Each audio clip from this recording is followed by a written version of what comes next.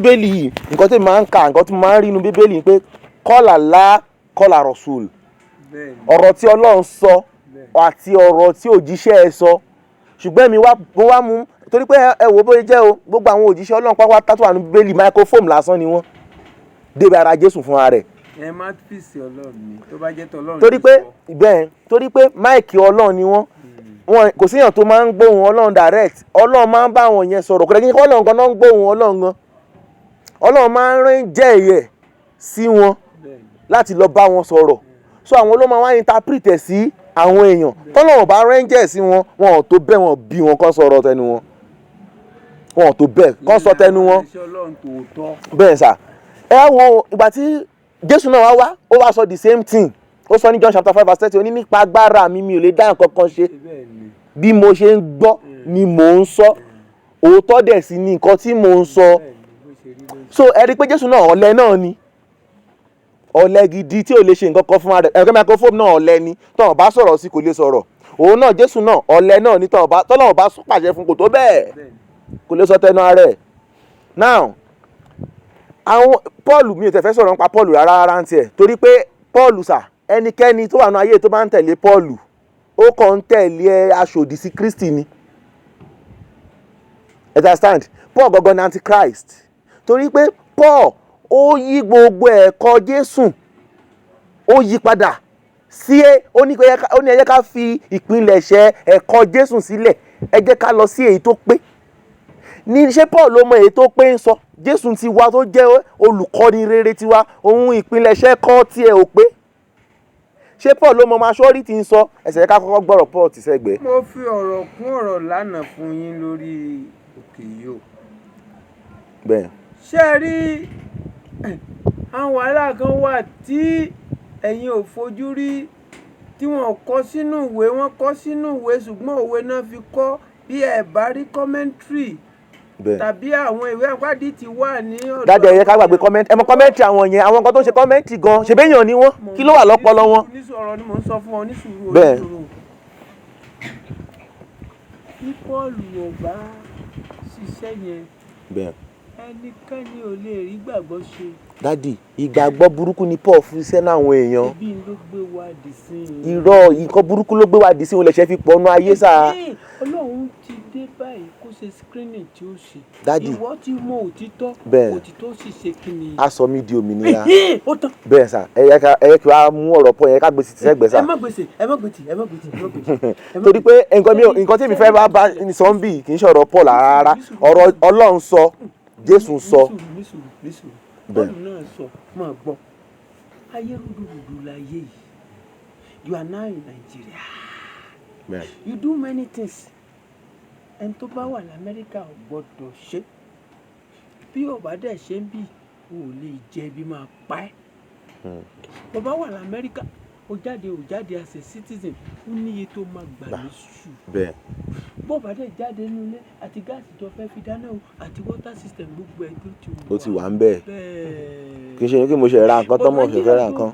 oh boy even you work for 30 days they may not pay you. Yes. You have to eat feed your wife make your children be okay. You are going to maneuver. Yes. Dáàdi ẹ jòkó náà ẹjọ́ ó ní mo like bẹ́ẹ̀ sọ̀rọ̀ yẹn manova yẹn mo like ẹ but a manova láyè a jẹun láyè a mu láyè a wà òkè láyè ọ̀run kọ́. fọ̀run lẹ̀.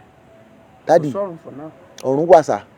èmi mò ń bá ẹ sọ̀rọ̀. bẹ́ẹ̀ Fidausi ló ń sọ yẹn. bẹ́ẹ̀ dáàdi ẹ yẹ kí n tí ìbá dẹ̀ land ẹ̀ dẹ̀ understand mi o. mo lẹ́kì afa Buhari dànù. Afa Buhari ò mọ ọkàn. kò yẹ kó mọ kankan. èmi mo máa ń sọ tó bá ti tó bẹ́ẹ̀ tó bá ti bí Afa Buhari da ọjọ́ tó bá ti pàdé mi lámọ̀ pé dáadáa lòun máa ń ṣe ó máa ti ṣe àwọn èèyàn lọ́nà. Afa Buhari wo ìbáraẹ̀ ọmọ Musa bébì. èmi tí mò ń bá ẹ sọ mo ti gba májẹ̀mú àlìjẹ́nà láti 2004 wòlíì méjì ló jíṣẹ́ fún mi ládó tó alàgbà Lovely pẹ̀lẹ́pẹ̀lẹ́ o àti fún yín ní ìjọba Ọlọ́run. kò sí wòlíì tó lè sọ bẹ́ẹ̀ fún yàn sá. nítorí pé ò débi tí mọ́ lẹ́wà ni. dáàdì ẹ kì í sọkọ fún yín sá kò sí wòlíì mọ́. nítorí pé ò débi tí mọ́ lẹ́wà. dáàdì kò sí wòlíì mọ́. tí bá tìrì dáàdì Ànábì Muhammad sallam is the last prophet sir. ìwọ ló ń sọ bẹ́ẹ̀. kò sí wòlíì mọ́ sà. Ànábì Muhammad pọ̀pọ̀ ní gbogbo àwọn ayé fi ń lìgbà. dádì ṣé tiẹ̀ ni wọ́n fi ń lìgbà. ẹ jẹ́ kí n explain fún yín nípa yẹn sà. mo fẹ́ ṣàlàyé fún ni o ò débi tó yẹ kó dé ni tí o bá bá mi rìn láàrin oṣù kan tó bá submit tó surrender pátápátá tó wọ anything tó concentrate tí o lè ṣe tajud tí mo dẹ̀ ní o ka àwọn súrátì kan sínú omi tí mo ní ọṣẹ báyìí lọ́mọ lò. gbogbo àwọn tó bá ti ṣe báyẹn sà iná náà ń lọ. tó bá ti ka súrà sínú omi. wàláì iná náà lọ jálàbí náà ń ṣe yẹn.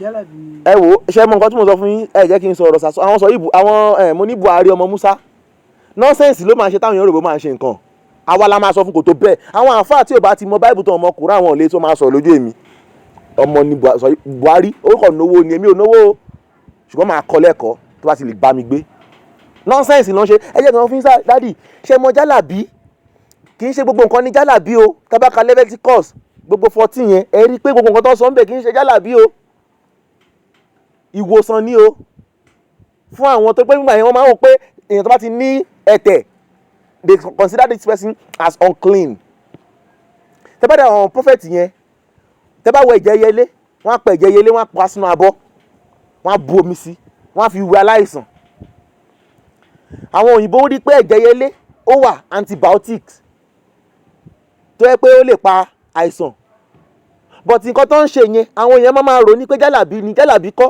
wọ́n ní intelligent ni láti fi cure jálàbí kọ́ ẹ mọ̀ kọ́ tó pè ní jálàbí ni pé mo fèrè síbì mo wá wò ní pé agbára àkọ́kọ́ kan wà tó lè ṣe nǹkan kan pẹ̀lú ewé tá fi gbé rẹ̀ dìde jálàbí nìyẹn tọ́lọ́run ò fẹ́ rárá tí Jésù gan ò dẹ̀ fẹ́ tàbí mo lọ́wọ́ ewé efinrin mo wá mọ́ ewé làpálàpá mo gbó mo mú inú run mi ìyẹn ṣe jálàbí o ṣùgbọ́n tí bá ti lè mú ewé efinrin tí mo mú ti làpálàpá gangan yẹn tí mo wá rò pé ìmọ̀ ìkọ̀kọ̀ kan àbágbára ìkọ̀kọ̀ kan wà tí kì í ṣe agbára tọlọ́run tó lè ṣiṣẹ́ pẹ̀lú ewé yẹn jálàbí nìyẹn so èèyàn gbọ́dọ̀ mọ ìtumọ̀ jálàbí àti nǹkan tí kì í ṣe jálàbí gbogbo nǹkan kọ́ ni jálàbí dáàdì ẹ̀ wá wo àwọn Buhari yẹn ọmọ Musa yẹn kò mọ ọkàn wàláhì Ọlọ́run mọ̀ pé iná ló máa lọ tó bá kú ó ń lọ náà kì í ṣe wákàtí 5 nìkan sà lèèyàn fi ń wọ ọ̀run rere ṣùgbọ́n kí ni ọ̀run rere ẹ yẹ ká béèrè lọ Jésù ní John chapter 17 Jésù ní èyí ni ìyà ìnípẹ̀kun kí wọ́n mọ Ọlọ́run ní ọ̀kan ṣoṣo àti èmi Jésù tí Ọlọ́run rán ìtumọ̀ pé tó fẹ́ wọ ọ̀run rere kọ́ mọ Ọlọ́run lọ́kan ṣoṣo láìlá ìlànà Ọlọ́run ọ̀kan ṣoṣo kẹ́ wá mọ èmi Jésù tí Ọlọ́run rán Isa Rasulullah tí ó bá ti jù yẹn lọ tá à ń ṣe nínú ayé sà ọ̀tọ̀ ni a ti ń ṣe nǹkan tara wa Jésù dẹ̀ ní pé èmi kò lè dá nǹkan tara mi ṣe so ẹni tó dẹ̀ jẹ́ pé à ń fọ́lò nìyẹn tí Muhammed gan ń fọ́lò kì í dá nǹkan tara ẹ̀ ṣe ẹ̀rí pé sọ fún wọn ó ní gbẹ́sẹ̀lì àkọ́kọ́ gbẹ́sẹ̀lì Ọlọ́run wa kan ṣo ni Muhammed náà sọ pé láìláìláì the same ni kò yàtọ̀ dádì ẹ wá wo nǹkan tó ń ṣẹlẹ̀ jáde ẹ̀yẹ́ kí n land o ẹ mọ nǹkan tí Mósè sọ the same thing ni Jacob sọ the same thing ni gbogbo wọn sọ tazaya sọ the same thing ni Jésù sọ the same thing náà l'Ànábì sọ nǹkan tó ń pè ní mùsùlùmí sà mùsùlùmí ni ẹni tí ó gba Ọlọ́run gbọ́ tó wá gba gbogbo òjíṣẹ́ Ọlọ́run gbọ́ but èèyàn tí ó bá ti sọ pé eléyìí òjíṣẹ́ eléyìí mi ò tẹ̀lé kì í ṣe mùsùlùmí mọ́ òjíṣẹ́ eléyìí mi ò tẹ̀lé kì í ṣe mùsùlùmí mọ́ ṣe mo dádì Mósè ìgbà tó wà láyé àwọn kan mú ẹ̀sìn látara ẹ̀ tó jẹ́ pé wọn ò gba gbogbo àwọn prọfẹ̀tì yòókù tán gbọ́ mọ́ Mósè nìkan náà gbàgbọ́ kò jẹ́ kí ẹ̀sìn wọn pé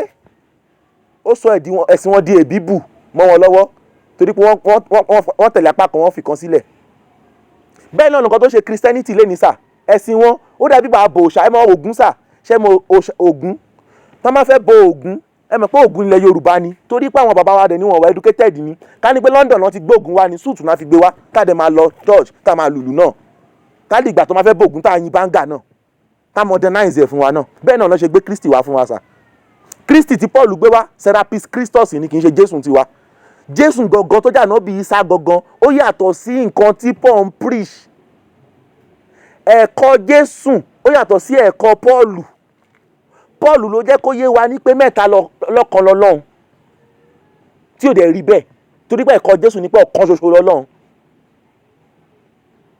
ṣe ti rí aburú Paul.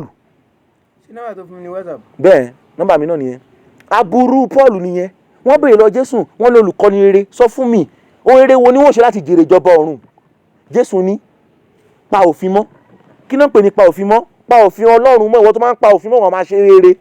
Olówó ìwà sọ pé gbogbo òfin mo ti ń pamọ́ láti ìgbà èwe mi, sọ fún mi kí ló tún kù? Ó ní pé lọ ta gbogbo nǹkan ní rẹ. Kí náà pè ní ta gbogbo nǹkan ní rẹ? Ìtumọ̀ ẹ̀ ní pé àwọn olówó Róòmù gbà yẹn gbélé ni wọn kì í lè forí balẹ̀ fọlọ́run. Tó má dẹ̀ jí láàárọ̀ àwọn yẹn máa forí balẹ̀ fún wọn. Ṣé mọ òkúta tá a bá gbé sílẹ̀ bẹ́lẹ̀ tá a wá ń forí, ẹ mọ irin sà, irin yìí bó ṣe wà yìí, bó jẹ́ irin yìí báyé gbé sílẹ̀ yẹn, tá a bá forí balẹ̀ fún, ó ṣorí ibú nínú gbogbo àwọn irin tọ́lọ́run dá. Òkúta tá a gbé sílẹ̀ tá a forí balẹ̀ fún, ó ṣorí ibú nínú gbogbo òkúta. Èèyàn tá a bá forí balẹ̀ fún, ó ṣorí ibú nínú gbogbo èèyàn. Torí pé ìforí balẹ̀ tá a fẹ́ fún yẹn Ọlọ́run ló tọ́ sí, kò tọ́ sí nǹkan kan, kò tọ́ sí Jésù gan. Kí ẹ má rí Jésù báyìí kí ẹ má forí balẹ̀ fún Jésù. Jésù máa sọ pé ẹ dìde, ẹ má forí balẹ̀ fún mi. Kò sẹ́ni rere kankan àyàfi Ọlọ́run nìkan ṣoṣo, òun nìkan lè forí balẹ̀ fún. Ẹ̀kọ́ Jésù tó kọ́ àwa nìyẹn. Tàdé gbúdọ̀ tẹ̀lé torí pé bóyá láti kọ́ ṣe sà ló bẹ nísinsìnyí, bẹ́ẹ̀ ni ó sì máa rí nígbà gbogbo ayé àìnípẹ̀kun. Àmín. Bẹ́ẹ̀ sà, òun la fi jẹ́ Muslim lé ní sà. Etí wọ̀ mọ̀. Bẹ́ẹ̀. You are talking of physical life. Mi ò sọ̀rọ̀ nípa spiritual realm. I will Now you want to take me to the spiritual realm. Thank you. Mo ní kàkà Bákórà 1-1-287 sínú omi. Ká fi wẹ̀. Kò sí hàn jálàbí ni, kò sí hàn kan sà. Wọlé tí ìyàwó ẹ̀ ń sìn. Bẹ́ẹ̀. Ẹ bára yín sùn. Bẹ́ẹ̀. Ó fẹ́ wọ ìwà kan tá a mọ̀ ẹ́. Bẹ́ẹ̀. Kí làwọn àníyàn rẹ̀? Àníyàn yẹn ó easy. Ó dàbí àníyàn tí èèyàn bá fẹ́ kírun náà ni. Ṣé bóòlù ṣe ń ṣe? Daddy, ẹ yẹ kí explain fún yín. Ṣé mọ àwọn nǹkan kan wà tó jẹ́ pé ẹni tó bá wá kà sínú omi, á kà sínú omi, àwa wẹ̀. Àníyàn ló dà sómi yẹn. Ṣùgbọ́n tó bá ka Bákórà 120 àbí Bákórà 50 sómi, ìyẹn ń ṣe nípa ńlá níyàn kan. Ṣé Ànábì ṣe rí? Ànábì ò ṣe rí. Ànábì kọ́ ló mú wá sà. Daddy, ṣé mọ? Bẹ́ẹ̀. Bẹ́ẹ̀ àwọn òṣùbí láìmínà ṣe àtọ̀nà jí ń bí sí mi lára. Nǹkan tí Jésù sọ fún Sátánì yẹn pé padà lẹ́yìn mi Sátánì. Bẹ́ẹ̀ sà. Nípa kí la dá ayé. Ọ̀rọ̀ ni sà. Kí lẹ sọ sí omi yẹn. Ọ̀rọ̀ ni sà. Ṣùgbọ́n ọ̀rọ̀ tí a fi dá ayé yẹn sà kì í ṣe ní pé ọ̀rọ̀ ilé tá à ń sọ, ọ̀rọ̀ ilé tá a sọ sómi ọ̀rọ̀ èèyàn ni. Ọ̀rọ̀ ilé tá a fi dá ayé yẹn, òun náà pè ní kún fáyà kún wí bẹ́ẹ̀ jẹ́ bẹ́ẹ̀. Òun náà fi dá mi, òun náà fi dá gbogbo nǹkan. Àwa yìí ọ̀rọ̀ ti wá ọ̀rọ̀ èèyàn nìyẹn. Agbára wo ló fi Sátánì hàn? Ìwọ́n máa ti jẹ́ Sátánì. Bẹ́ẹ̀ mo mọ̀ sà. Bóòlù sí mọ̀. Sátánì. Ọlọ́run sọ nínú Al-Qur'an. Ń gbọ́ ti sọ pé Ọlọ́run sọ ọ̀rọ̀ Ọlọ́run náà. Nípa aṣọ ìtàn àbí. Ọlọ́run bá sọ pé ìkankan ń bẹ tí ń jẹ́ Sátánì ò lè mọ̀. Ọlọ́run dẹ̀ tún sọ pé tí o bá padà lẹ́yìn rẹ o ò lè tú. Àbí? Tí Tani ò bá padà lẹ́yìn yàn. Sátánì. Tí ò bá padà lẹ́yìn mi. Ẹ ò lè tú. Mi ò ní true. Ò lè tú. Ok. Ìyẹn ló fi gbó mi àlùwàlà. Àtọ̀nà ọ̀jìn bí sinmi lára mọ́nà rẹ̀. Ọ̀rọ̀ yẹn náà ni. Bẹ́ẹ̀. Ọ̀rọ̀ Ọlọ́run ló sọ fún ọ pé ẹnìkan bẹ tí ń jẹ́ Sátánì. Bẹ́ẹ̀. Bí o bá sọ pé kán lè padà, àwọn kése ọ̀rọ̀ yẹn ló fẹ́ lé Sátánì padà. Áńgẹ́lì tó fẹ́ bọ́ kírun ni ó lè Sátánì o. Torí tó sọ pé bọ̀ kò sí áńgẹ́lì tó fẹ́ bá mi kírun sà. ìwọ orí ni. Irọ́ sà kò sí sà. Jẹjẹjẹ ara tí mo wí nù. Dáàdì kò sí sà. Dáàdì ẹ kí n explain fún yín sà.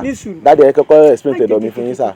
Ẹ má bínú. Ṣé mo àbámọ̀ ọ̀rọ̀ tẹ́ sọ yìí sà. Ṣé mo mi ò wá mọ ìmọ̀ yẹn o. Kó jẹ́ pé ìmọ̀ ẹ̀kọ́ kọ̀ọ̀kan tẹ̀yìn mọ̀ tèmi ò mọ̀ ni o. Ṣùgbọ́n Ànábì wọn ò jẹ́ kó yẹ kó yá mọ̀ nípa áńgẹ́lì kan bá wa kírun. Wọ́n fún kò sí gbogbo nǹkan tó wọ́n fún Ànábì sà. Tí wọ́n bá fún wọn fún. Màá fún yín proof sà gbogbo nǹkan tó fún Ànábì sà. Àwọn nǹkan tó wọ́n fún Ànábì. Nígbà wọn kí á sámú nígbà tí bá mi ní kírun fún wa lábúlé wa lèmi á tò lẹ́yìn. Bẹ́ẹ̀. Assalamu alaikum warahmatullahi. Assalamu alaikum warahmatullahi. Bẹ́ẹ̀ sà. Tó ti yẹ yíwá. Bẹ́ẹ̀ sà. Ṣé ẹ rí sáfù tẹ̀ ń tò yẹn? Wọ́n ṣí lójú ni. Hebrew 13 sọ fún mi pé àwọn ẹ̀mí tí ó ń jíṣẹ́ tá à ń rán níṣẹ́ tó ń lọ tó ń bọ̀ lọ́bọ̀ wọ́n bá ṣí lójú ẹ̀dì wòlíì tẹ́ bá farabalẹ̀ dáadáa. Àwọn ẹ̀mí ẹ̀ lọ bí mi bá ti láago gbọ̀ngàn bíi ibi tí wọ́n bá dé tán bá ti gbọ́ lọ́wọ́ gbọ́rọ̀ àsọdá láìláìláìláì àsọdá àwọn ẹ̀ wọ́n á dúrọ́pù iṣẹ́ wọn bẹ́ẹ̀ wọ́n á bá yín jọ́sìn. Nice one sir. Nice one. Torí pé ẹ sà tó tọ́ ni ẹ sọ. ládẹ ní fẹ́ bí ìkọjá náà ṣé àwọn tó máa ń kírun bá ṣe ń kírun sí nǹkan dára àbí tí ò dáa. nǹkan tó dáa wọ́n ní nǹkan tó dáa ni. gbogbo ayé pátápátá ẹni tí ò kírun ò níyè. àwọn wọn kírun wàhálà kò níyè. kò níyè ṣẹ̀gbọ́n ọ̀rọ̀ tá a ṣe sọ lẹ́ni náà nìyẹn àbí.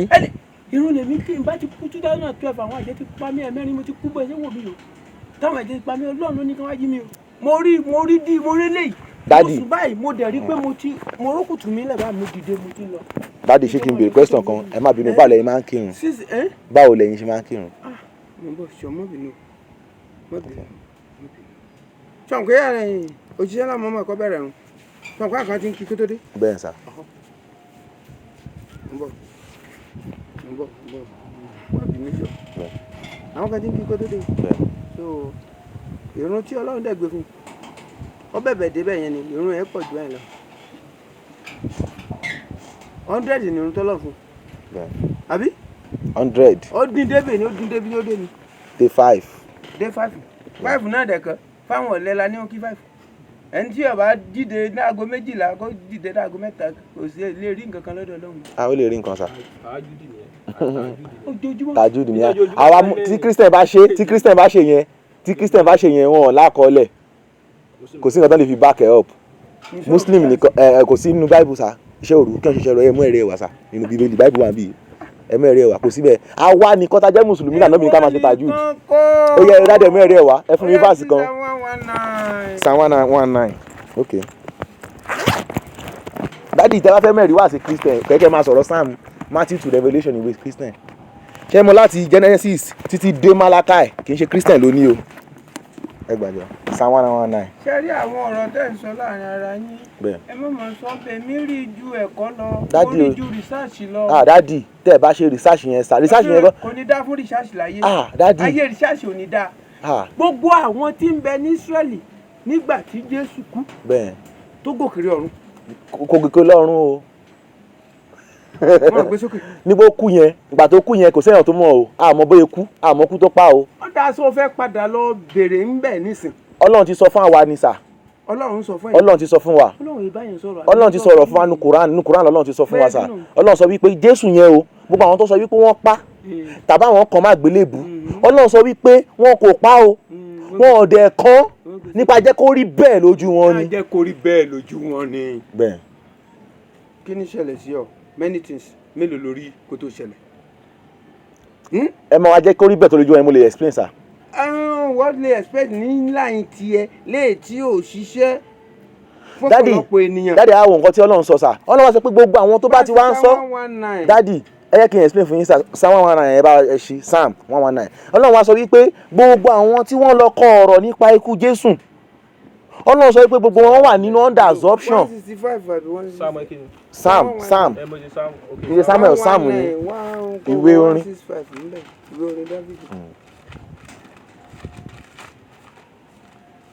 ẹ mọ Psalm kọ́ nìyẹn.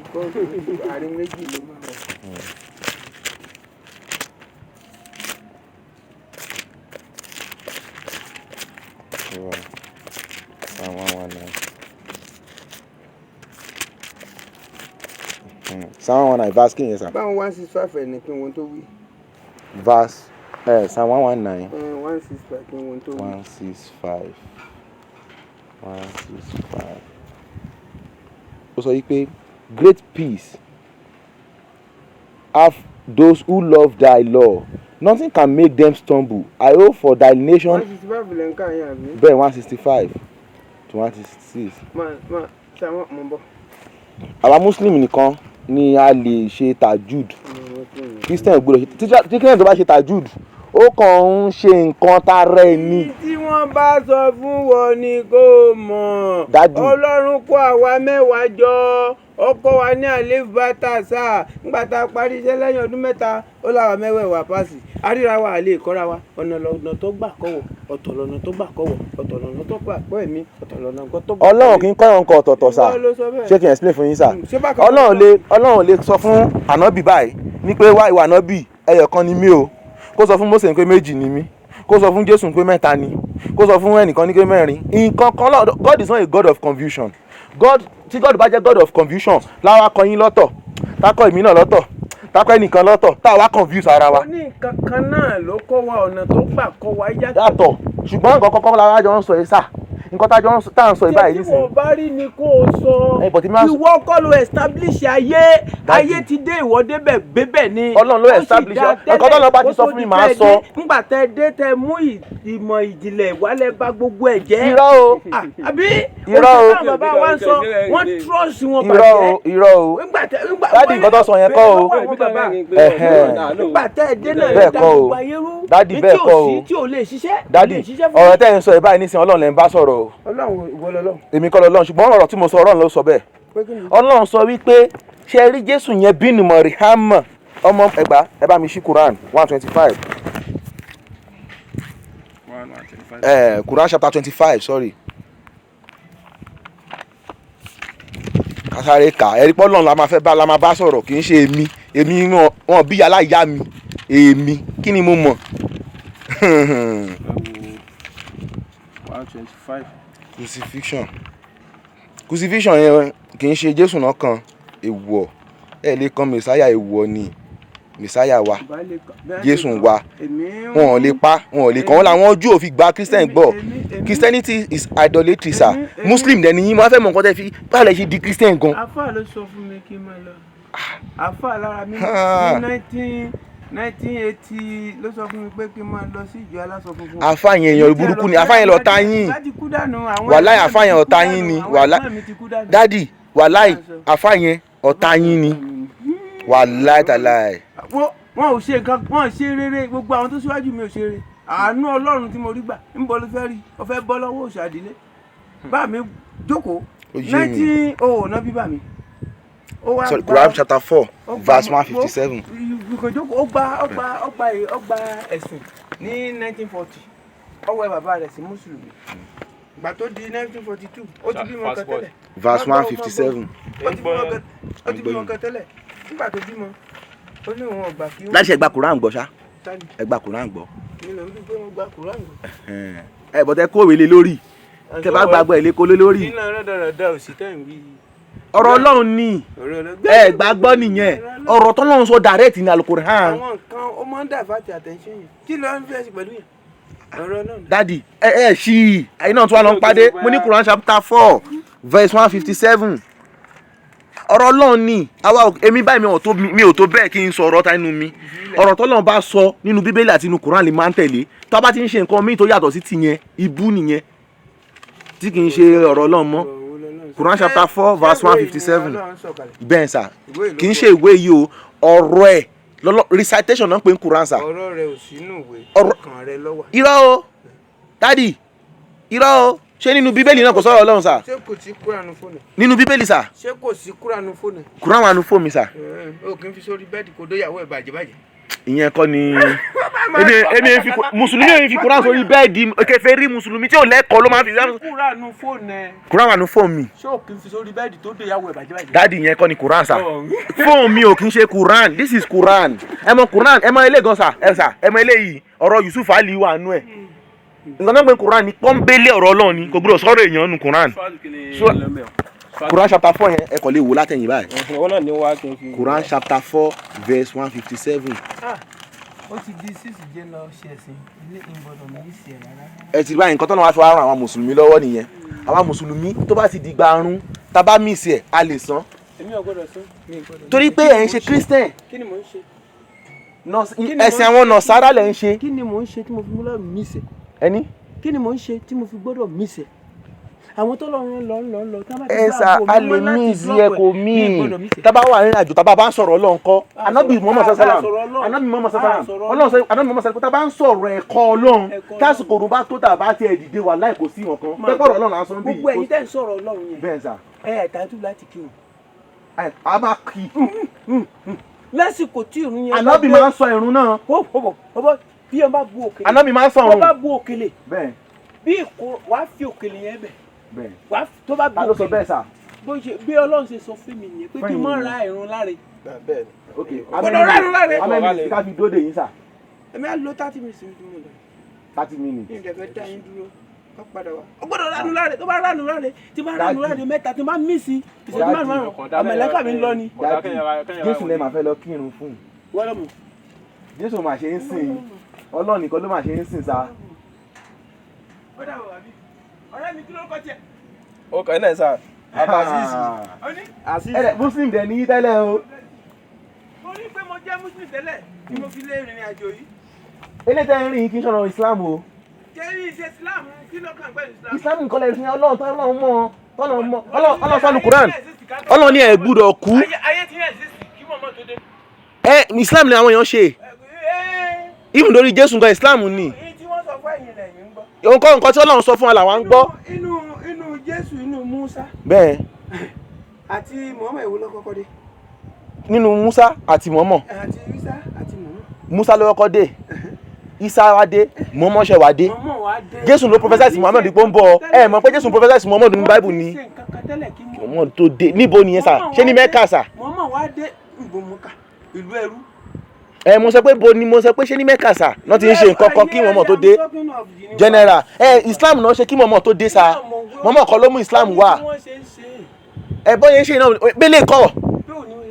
bẹ́lẹ̀ kọ́ sà bọ́ ṣe ń ṣe kí n explain fún yín sà san zakat máa san ìdá mẹ́wàá zakat yín máa san ó dẹ̀ ní bọ́ yẹn ń san tá a máa kọ́ yín bọ́ ṣe ń san máa mú Ọlọ́run lọ́kan ṣoṣo òní Jésù pé èyí ni ìyà nípẹ̀kun kí wọ́n mọ Ọlọ́run ní ọ̀kan ṣoṣo àti èmi Jésù ti Ọlọ́run rán kọ́kọ́ gbúdọ̀ mọ Ọlọ́run náà wípé láìláìlá ọ̀kan ṣoṣo yẹn kọ́kọ́ mọ̀ àwa ṣe wá kọ́ yín ní àwọn nǹkan kan tó wá wà nú ẹ̀ kì í ṣe ilé tó ń ṣe kì í ṣe ilé yìí sẹ́ẹ̀ kì í ṣe ilé sẹ́ẹ̀ dáàdì kì í ṣe ilé yìí.